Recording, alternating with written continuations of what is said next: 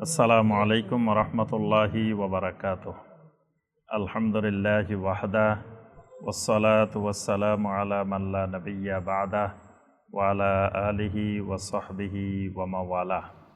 ফামা কানা দা'ওয়াহুম ইয জাআহুম বা'সুনা ইল্লা আন ক্বালু ইন্না কুন্না যালিমিন। ফামা কানা দাওয়াহুম, তাদের আর কোনো দাবি ছিল না, কোনো কথা ছিল না, কোনো উক্তি ছিল না। ইয জাআহুম বা'সুনা, যখন আমার আযাব তাদের কাছে এসে গেছে, মানে যখনই আমার পক্ষ থেকে আযাব এসে গেছে তাদের উপরে, তখনই তারা বলে উঠেছে ইল্লা আন ক্বালু, তখনই তারা বলে উঠল ইন্না কুন্না যালিমিন, আসলে তো আমরা জালেম ছিলাম। তো আল্লাহ পাক এখানে বলছেন যে তোমরা তো জালেম ছিলা, ঠিক কথা। তো এই জালেম ছিলা, এই জিনিসটা যদি আযাব আসার আগে বুঝতা, তাহলে তার এই পরিণতির সম্মুখীন হওয়া লাগতো না। কিন্তু দুনিয়ার মানুষের স্বাভাবিক প্রকৃতি, আযাব এসে যাওয়ার পরে বলে উঠে যে আমরা তো ইন্না কুন্না যালিমিন, আমরা তো জালেম ছিলাম। ফালানাসআলান্নাল্লাযীনা উরসিলা ইলাইহিম ওয়ালানাসআলান্নাল মুরসালিন। আল্লাহ রাব্বুল আলামিন বলেন, অবশ্যই আমি ওই মানুষগুলাকেও জিজ্ঞাসা করব, আল্লাযীনা উরসিলা ইলাইহিম, যাদের কাছে আমি নবী রাসূল পাঠিয়েছি, যাদের কাছে নবী রাসূল গিয়েছে, দাঈ গিয়েছে, তাদেরকেও আমি অবশ্যই জিজ্ঞাসাবাদ করব। ওয়ালানাসআলান্নাল মুরসালিন, আবার যে নবী রাসূলদেরকে পাঠিয়েছি তাদেরকেও আমি জিজ্ঞাসাবাদ করব। সুবহানাল্লাহ। মানে প্রত্যেক জনপদে আমি যে নবী রাসূল পাঠিয়েছি তাদেরকেও জিজ্ঞাসা করব, আবার যাদের কাছে পাঠিয়েছি তাদেরকেও আমি জিজ্ঞাসাবাদ করব। এই জন্য প্রত্যেক নবীকে আল্লাহ পাক কিয়ামতের ময়দানে প্রশ্ন করবেন। সহিহ আল বুখারীর হাদিস, ইবনে আব্বাস রাদিয়াল্লাহু তাআলা বর্ণনা করেন যে কিয়ামতের ময়দানে আল্লাহ পাক প্রথমে নূহ আলাইহিস সালামকে ডাকবেন। ইউদআ নূহুন ইয়াউমাল কিয়ামাহ, নূহ আলাইহিস সালামকে আল্লাহ পাক ডাক দিবেন, ডাক দিয়ে বলবেন ইয়া নূহ। নূহ আলাইহিস সালাম বলবেন লাব্বাইক ওয়া সাআদাইক ইয়া রব। আল্লাহ পাকের ডাকে নূহ আলাইহিস সালাম বলবেন লাব্বাইক ওয়া সাআদাইক ইয়া রব। আচ্ছা, আল্লাহ পাক বলবেন নূহ হাল বাল্লাগতা,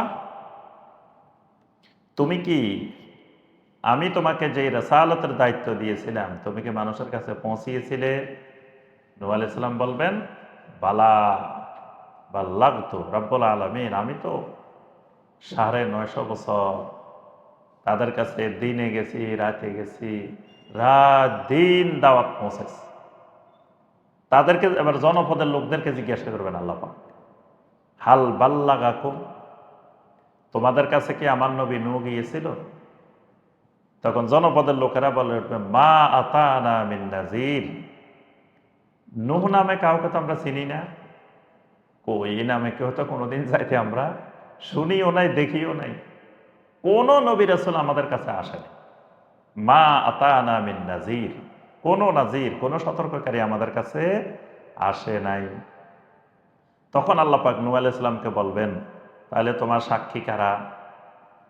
তখন নূহ আলাইহিস সালাম বলবেন মুহাম্মাদুন সাল্লাল্লাহু আলাইহি ওয়াসাল্লাম ওয়া উম্মাতুহু, মুহাম্মদ সাল্লাল্লাহু আলাইহি ওয়াসাল্লাম এবং তার উম্মতরা আমার সাক্ষী। সুবহানাল্লাহ। তাহলে আল্লাহ পাক এখানে নূহ আলাইহিস সালামকেও জিজ্ঞাসাবাদ করলেন, আবার যাদের কাছে নবী রাসূল পাঠিয়েছেন আল্লাহ পাক তাদেরকেও জিজ্ঞাসা করছেন।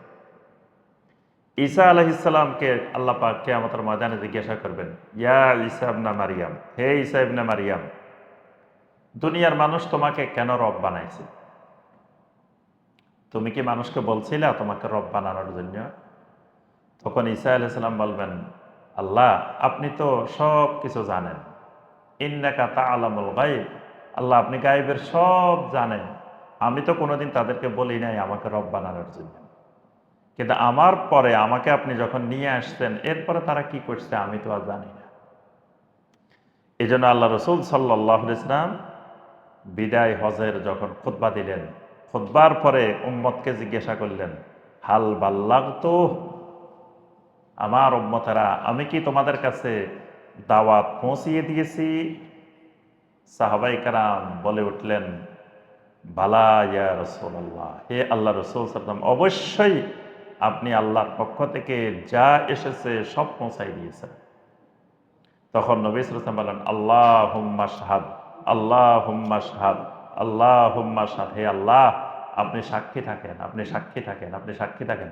কারণ কিয়ামতের ময়দানে তো আমাকে প্রশ্ন করবেন তা আমি কি দাওয়াত পৌঁছাইছি কিনা। আমার উম্মতেরা সাক্ষী দিচ্ছে যে আমি দাওয়াত পৌঁছাই দিচ্ছি। তো এখানে আল্লাহ পাক বলছেন, অবশ্যই আমি কিয়ামতের ময়দানে তাদেরকেও জিজ্ঞাসাবাদ করব যাদের কাছে নবী রাসূল পাঠিয়েছি, এবং নবী রাসূলদেরকেও আমি জিজ্ঞাসাবাদ করব। ফালানাকুসান্না আলাইহিম বিইলমিন ওয়া মা কুন্না গায়িবিন। আর অবশ্যই সেদিন এলেম সহকারে তাদের কাছে আমি সব বর্ণনা করে দিব। আল্লাহ বলেন, তারা নবী রাসূলেরা কি করছে, জনপদের লোক কি করছে, এই এলেম তো আমি আল্লাহর কাছে আছে। আমার এলেম ওমা কুন্না গায়িবিন, আমি তো কখনো অনুপস্থিত ছিলাম না। অর্থাৎ আমার এলেম তো সর্বত্র হাজির নাজির ছিল। তাহলে আমি জানি সবকিছু, উম্মত কি করছে, নবী কি করছে, এর আলোকে আমি সব সেদিন বর্ণনা করে দিব। ওয়াল ওয়াজনু ইয়াউমাইযিনিল হক, ওই দিন ওজন এটা হক।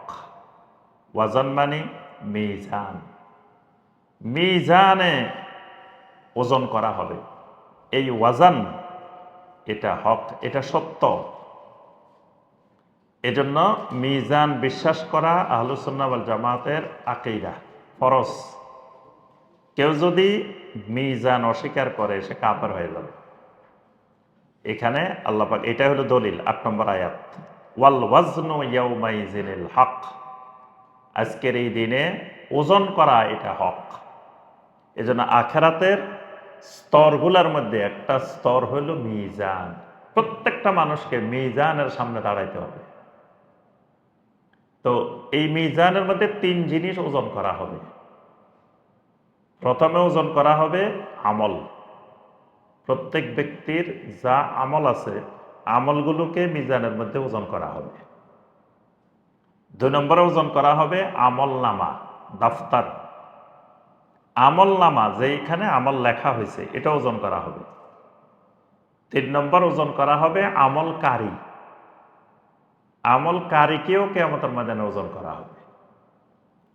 এই জন্য আব্দুল্লাহ ইবনে মাসউদ রাদিয়াল্লাহু তাআলা আনহুর পায়ের নলাগুলো চিকন চিকন। তো তিনি এদিক থেকে আসতেছেন, সহিহ আল বুখারীর হাদিস। সাহাবাই কেরাম তার পায়ের নলাগুলো দেখে কয়েকজন হাসতেছেন। নবী সাল্লাল্লাহু আলাইহি ওয়াসাল্লাম জিজ্ঞাসা করলেন, মিম্মা তাদহাকুন, কি ব্যাপার তোমরা হাসো কেন? তো সাহাবাই কেরাম জবাব দিলেন, ফি দিক্কাতে সাকাইহি, ওই আব্দুল্লাহ ইবনে মাসউদের পায়ের চিকন নলাগুলো দেখে আমরা হাসতেছি। আল্লাহ রাসূল সাল্লাল্লাহু আলাইহি ওয়াসাল্লাম বললেন, লাহুমা আসকালু ফিল মিজানে মিন জাবালে উহুদিন। কিয়ামতের ময়দানে যখন আব্দুল্লাহ ইবনে মাসউদের এই পায়ের নলা ওজন করা হবে, তখন উহুদ পাহাড়ের চাইতেও তার ওজন ভারী হবে। সুবহানাল্লাহ। তো এই হাদিসের ভিত্তিতে আহলুল ইলমরা বলছেন আমলকারীরও কিয়ামতের ময়দানে ওজন হবে। আমলকারীর কি বডির ওজন, তাহলে তো ওজন বেশি হইলে লাভ বেশি তার অর্থ এটা না। আমলকারীর ওজন মানে আমলকারীর ইমানের ওজন। আমলকারীর ওজন বলতে আমলকারীর ইমান, যার ইমান, যার তাওহীদ যত ভারী তার ওজন তত বেশি। ইমান যত হালকা ওজন তত কম। এজন্য আমলকারীকে ওজন করা হবে। তা আল্লাহ পাক এর জন্য বলেন, ওয়াল ওয়াজনু ইয়াউমাইযিনিল হক, আজকের এই দিনে ওজন করা হবে এটা হক। ফামান সাকুলাত মাওয়াজিনুহু, যার মিজান ভারী হয়ে যাবে, ফাউলাইকা হুমুল মুফলিহুন, ওই মানুষগুলো আজকের দিনে সফল কাম। ওয়ামান খাফফাত মাওয়াজিনুহু, যার মিজান আজকের দিনে হালকা হয়ে যাবে, ফাউলাইকাল্লাযীনা খাসিরু আনফুসাহুম, এই মানুষগুলা ওই মানুষের অন্তর্ভুক্ত হয়ে যাবে যারা আজকের দিনে নিজেদেরকে ক্ষতিগ্রস্ত করেছে। বিমা কানু বিআয়াতিনা ইয়াজলিমুন, এর কারণ হলো এরা আমার আয়াতগুলোর প্রতি জুলুম করেছে, অত্যাচার করেছে। দুনিয়াতে আমার আয়াত এসেছিল, আল্লাহর আয়াত বলতে আল্লাহর কিতাব, আল্লাহর আয়াত, আল্লাহর নবী রাসূলেরা আল্লাহর আয়াত, নবী রাসূলদের মুজিজাত আল্লাহর আয়াত। এই আয়াতের প্রতি তারা জুলুম করছে। এই জুলুমের কারণে আজকে তারা ক্ষতিগ্রস্ত এবং তাদের মিজান হালকা হয়ে গেছে। ওয়ালাকাদ মাক্কান্নাকুম ফিল আরদে ওয়া জাআলনা লাকুম ফিহা মাআইশ কলিলাম মা তাশকুরুন। আল্লাহ রাব্বুল আলামিন বলেন, ওয়ালাকাদ মাক্কান্নাকুম ফিল আরদে, অবশ্যই আমি জমিনের মধ্যে তোমাদেরকে স্থলাভিষিক্ত করেছিলাম। জমিনে তোমাদেরকে, জিন জাতিকে বিতাড়িত করে তোমাদেরকে এই জমিনে স্থলাভিষিক্ত করেছে, জমিনের খলিফা বানিয়েছে। ওয়াজআলনা লাকুম ফিহা মাআইশ, এবং যেই জমিনে তোমাকে পাঠিয়েছি, যেই জমিনে স্থলাভিষিক্ত করেছি, ওই জমিনের মধ্যেই তোমার জীবন উপকরণের জন্য যা দরকার ছিল সব দিয়েছি। সুবহানাল্লাহ। মাআইশ, আল্লাহ রাব্বুল আলামিন যাকে যেই জমিনে, যাকে যেই দেশে, যাকে যেখানে পাঠিয়েছেন, সেখানে তার জীবন ধারণের জন্য যত রকমের রিজিক দরকার, তার খাওয়া দাওয়া দরকার, যেই দেশে যেই খাবারের দরকার সেই খাবার সেই দেশে আল্লাহ পাঠাইছে। মানে বাংলাদেশের আবহাওয়ার অনুকূলে বাংলাদেশের মানুষ যে খাবার খেলে সুস্থ থাকবে, আল্লাহ পাক এই খাবার এখানে দিছে। আবার আরেক দেশের আবহাওয়ার অনুকূলে ওই দেশের খাবার, ওই দেশের জীবন উপকরণ যেটা দরকার আল্লাহ পাক সেখানে সেটা দিছে। এই জন্য আল্লাহ পাক বলেন, তোমাদেরকে জমিনে আমি স্থলাভিষিক্ত করেছি, পাশাপাশি জমিনের মধ্যে তোমাদের জন্য সমস্ত জীবন উপকরণও আমি নির্ধারণ করে দিছি। কলিলাম মা তাশকুরুন, তবে খুব অল্প সংখ্যক মানুষই আমার শুকর গুজারি করে। এই যে আমি তাকে জমিনে স্থলাভিষিক্ত করলাম, জীবন উপকরণ দিলাম, কিন্তু খুব অল্প সংখ্যক মানুষ এটা শুকর আদায় করে। ওয়ালাকাদ খলাকনাকুম সুম্মা সাওয়ারনাকুম সুম্মা কুলনা লিল মালাইকাতি ইসজুদু লিআদম। আল্লাহ রাব্বুল আলামিন বলেন, ওয়ালাকাদ খলাকনাকুম, অবশ্যই আমি তোমাদেরকে সৃষ্টি করেছি। এবার আল্লাহ রাব্বুল আলামিন মানব সৃষ্টির গোড়ার কথা, মানব সৃষ্টির মূল ইতিহাস কিছুটা আল্লাহ পাক এখানে তুলে ধরেছে। ওয়ালাকাদ খলাকনাকুম, আর অবশ্যই আমি তোমাদেরকে সৃষ্টি করেছি। সুম্মা সাওয়ারনাকুম, এরপরে তোমাদেরকে একটি সুন্দর আকৃতি প্রদান করেছি। তোমাদেরকে শুধু সৃষ্টি করে আমি দুনিয়াতে পাঠাই দিই নাই, সৃষ্টির সাথে সাথে তোমাদেরকে একটি সূরত, উত্তম আকৃতি, সুন্দর আকৃতিও আমি তোমাদেরকে প্রদান করেছি। সুম্মা কুলনা লিল মালাইকা, এরপরে আমি ফেরেশতাদেরকে বললাম, উসজুদু লি আদম, তোমরা আদমকে সাজদা করো। এই সাজদা মানে আহলুল ইলমগণ বলেন, আদমের প্রতি তোমরা আনুগত্য প্রদর্শন করো, আদমকে নেতা হিসাবে মেনে নাও, আদমের খেলাফত মেনে নাও। এটা সলাতের যে সাজদা, এই সাজদা না, এটা শাব্দিক অর্থের সাজদা, শরঈ সাজদা না। ফাসাজাদু ইল্লা ইবলিস, সবাই সাজদা করল, শুধুমাত্র ইবলিস করে নাই। লাম ইয়াকুম মিনাস সাজিদিন, ইবলিস সাজদাকারীদের অন্তর্ভুক্ত হয় নাই। এখানে দুইটা জিনিস জানতে হবে। একটা হলো যে শয়তান বলেন নাই, আল্লাহ পাক বলছেন ইবলিস। তো শয়তান আর ইবলিসের মধ্যে কিছুটা পার্থক্য আছে। শয়তান হলো ব্যাপক, শয়তানের একটা প্রকার হলো ইবলিস। মানে শয়তান বললে এর ভিতরে মানুষও অন্তর্ভুক্ত, জিনও অন্তর্ভুক্ত, ইবলিসও অন্তর্ভুক্ত, অনেক কিছু শয়তান হতে পারে।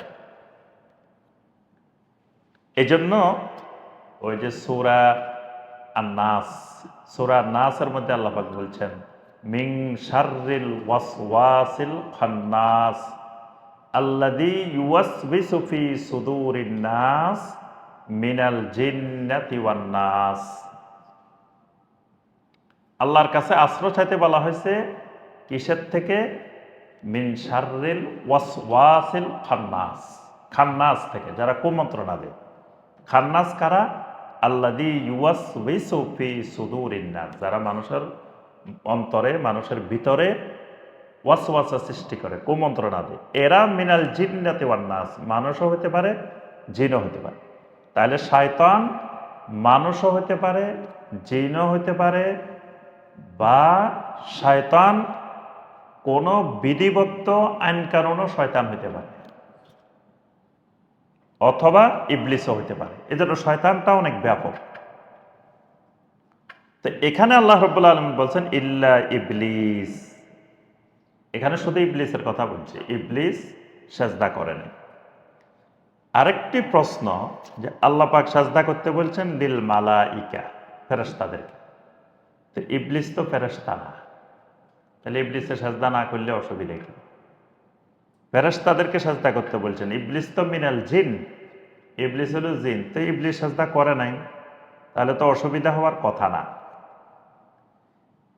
এখানে যে বিষয়টি জানতে হবে সেটি হলো কোরআনে কারিমে যত জায়গায় আল্লাহ পাক বলছেন ইয়া আইয়ুহান নাস, ইয়া আইয়ুহাল্লাযীনা আমানু, ইয়া আইয়ুহাল ইনসান, হে মানুষেরা, হে মানুষেরা, হে মানুষেরা। এই মানুষেরা যত জায়গায় আছে তার ভিতরে কিন্তু জিনও অন্তর্ভুক্ত। জিন বলা লাগবে না, আল্লাহ যখন কোরআনে বলবেন ইয়া আইয়ুহান নাস, এর ভিতরে অটোমেটিক জিনও অন্তর্ভুক্ত হবে, জিনের জন্য এটা ফরজ। কিন্তু জিন যদি বলে যে না আল্লাহ তো মানুষকে বলছে, আমাকে বলে নেই, তার অর্থ হলো জমিনের খেলাফত মানুষের, মানুষকে যত নির্দেশ দিবেন এই নির্দেশ ওই জিনের প্রতিও প্রযোজ্য হবে। ইনসান বললেও জিন প্রযোজ্য হবে। আরেকটা খেয়াল করবেন, কোরআনে কারিমে পুরুষদেরকে লক্ষ্য করে করে শরীয়তের বিধানগুলো বলা হয়েছে। ইয়া আইয়ুহাল্লাযীনা আমানু, আমানু কিন্তু পুরুষ, পুল্লিঙ্গ। এখন নারীরা যদি বলে না এটা তো আমাদেরকে আল্লাহ বলেন নাই, তাহলে আমাদের উপরে তো প্রযোজ্য হবে না, তাহলে নারীদের জন্য আর শরীয়ত কিছুই নেই। তো এখানে ওই যখনই আল্লাহ পাক পুরুষদেরকে বলবেন এটা অটোমেটিক নারীদের উপরও প্রযোজ্য হবে। ঠিক এই যখন আল্লাহ রাব্বুল আলামিন ফেরেশতাদেরকে বলছেন, ওই সময় জিনদের থেকে খেলাফত আল্লাহ পাক ছিনিয়ে নিয়েছেন। খেলাফত নাই, জিনের খেলাফত নাই। খেলাফত আল্লাহ কাকে দিবেন? মানুষকে দিবেন, জমিনের খেলাফত। এখন মানুষ এখনো খেলাফত পায় নাই, এখন একটা অন্তর্বর্তীকালীন সময় চলতেছে, মানে জিনের খেলাফত শেষ, মানুষের খেলাফত শুরু হবে। তো এই মাঝখানের খেলাফত কার? জমিনের। তখন ফেরেশতাদের খেলাফত। তো তখন ফেরেশতাদেরকে বলা মানি তখন মানুষ তো আর পৃথিবীতে নাই, আছে জিন, ওই জিনেরও এর অন্তর্ভুক্ত। এজন্য যখন আল্লাহ সুবহানাহু ওয়া তাআলা ফেরেশতাদেরকে সাজদা করতে বলছেন তখন সমস্ত জিন সাজদা করছে। ওই জিনের মধ্য থেকে একজন খালি ইবলিস করে না। এজন্য আল্লাহ পাক বলছেন এক বচন, খালি ইল্লা ইবলিস, শুধু ইবলিস সাজদা করে নাই। লাম ইয়াকুম মিনাস সাজিদিন, ইবলিস সাজদাকারীদের অন্তর্ভুক্ত হয় নাই।